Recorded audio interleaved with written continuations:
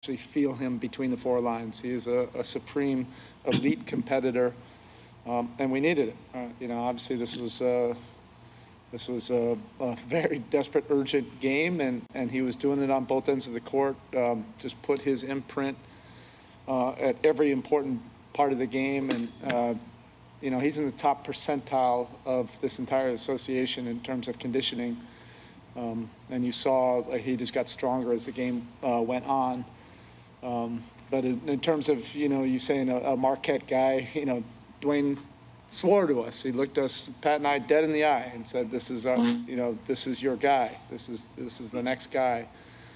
But it's also just, one. So we also have perspective that we're not going to get carried away with this. And to follow up, Eric, what was... All right, so Miami back in the series. The other side of the story here is the Lakers, right? I mean, no Bam Adebayo, no Goran Dragic, and they played, I thought, sluggish throughout the game. 40-something shots from the bench. Is it too democratic at times with the Lakers? In other words, did you want to see LeBron James and especially Anthony Davis take over more? This was one of those nights, Kevin, where I thought the foul trouble Anthony Davis got in really affected his flow and rhythm. And as a result, it affected the Lakers because they've been riding him. And particularly in the first half, he's been so good to start games. And maybe they just were relying upon that because he got in foul trouble, never got going really until the third quarter. And by that time, the Heat had found a rhythm. So I think that affected their offense tonight more than anything else. But I agree, they weren't as desperate. You can't manufacture desperation. The Heat felt it. The Lakers didn't. And as a result, the Miami Heat have gotten back in this. 115-104, Miami victorious. Eric Spoelstra and the Heat are back in this series, trailing 2-1. Here is the Heat head coach.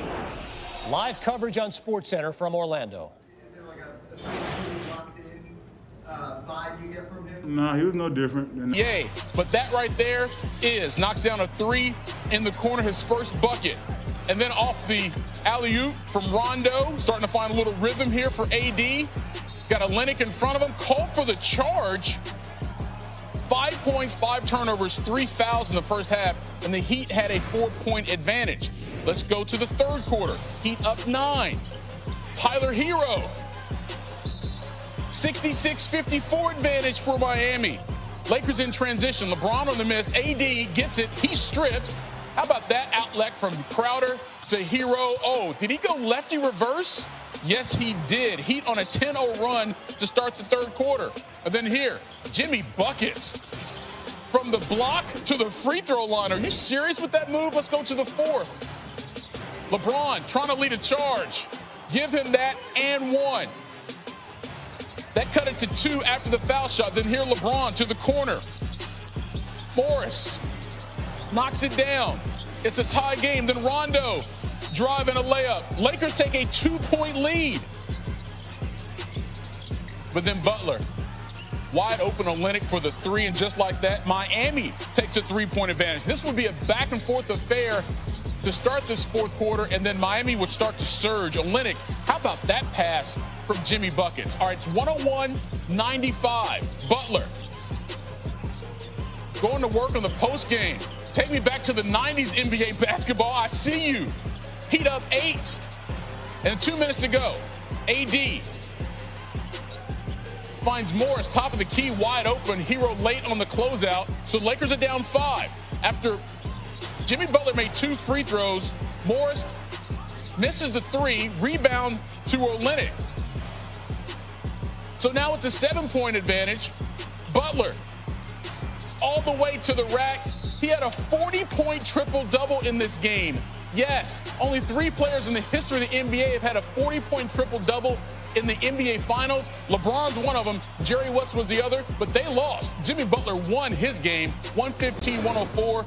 The lead in the series for LA is now 2-1. Now, I mentioned the 40-point triple-doubles, but let's just go overall triple-doubles in the NBA Finals game against LeBron James.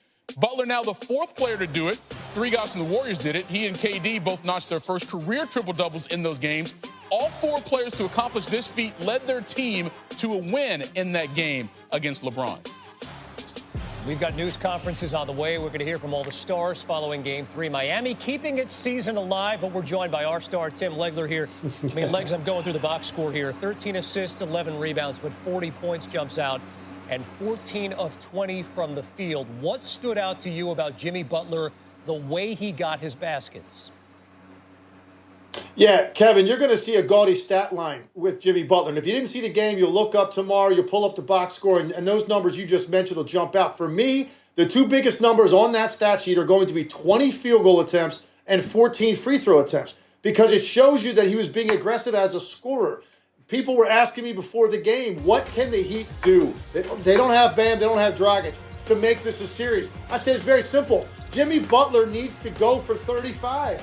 Because he has the capability to do it, and he has to turn off that switch sometimes in the first half and think like a scorer. And I thought he did a great job of that, and it sets up his passing later in the game when he plays that way. I thought his mentality in the first half, taking the ball coast to coast, getting to the rim, taking the ball coast to coast for his pull-up mid-range. He was looking to get into the paint and then finish off the plays with a basket, or at least with a shot attempt. And he needs to do that right now because they're so shorthanded, and there are so few guys out there right now that can actually create their own offense. So I just loved his approach. I've been screaming for it for 3 games.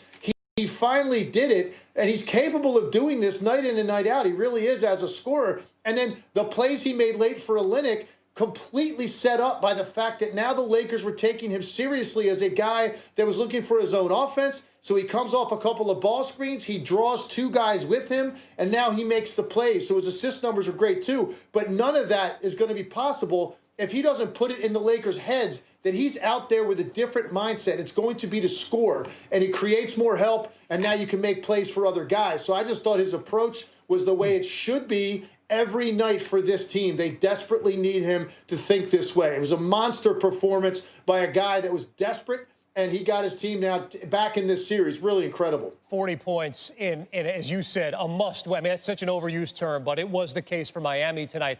Legs, how about the mentality to be able to shift, right? I mean, you go from being the scorer that this team needs you to be, to changing up the mindset, to being so unselfish, to be the facilitator when you know you have to score for your team.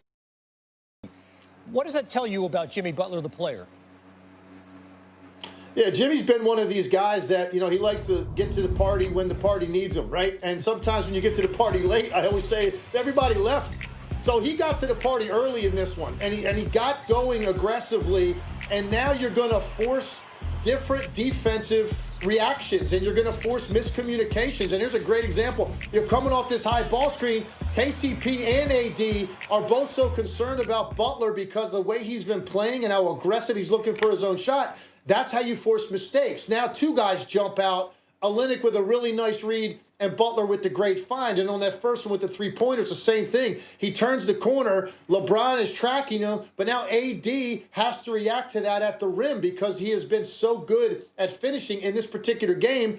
And instead, he understands Olynyk's going to then replace him at the top. He does a nice jump pass in the air, finds him for a 3. I picked out those 2 plays because that was a key stretch. When the Lakers had cut it to a possession, they actually took the lead at one point, and that was during that stretch in response to that. And again, set up by his mindset tonight. And I just think this is the way he needs to play. He needs to let his team know he is going to be there. And if it means you get 15, 20 in the first half, that's what it's going to take right now, particularly without Dragic and Bam Adebayo, 2 key guys that create a lot of offense for you. He's the one guy out there that can play like this, Kevin, for that team, and he needs to make it all possible for those role players, and he really did it tonight. Put him on his back. 40, 13, and 11 in an NBA Finals game. The Heat had to win, and they